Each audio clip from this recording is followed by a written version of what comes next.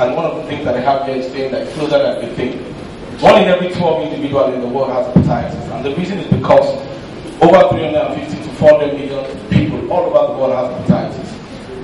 If I count 12 people now, 1 out of every 12 has hepatitis. You would say, what is the truth?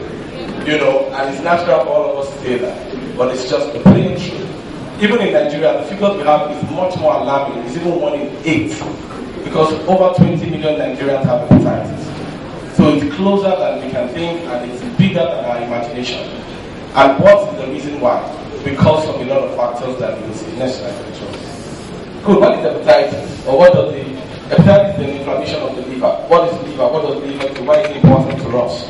Why is it one of the key organs of the body? It does a lot of things. You can see that it helps in processing the food that you eat, helps in combating infection in the body, helps in clearing particles and infections, including bacteria.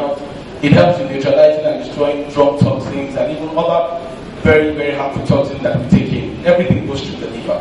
So if it does back up, then we are in big trouble. And that's why, just the same way your heart is very important, that they say God is saving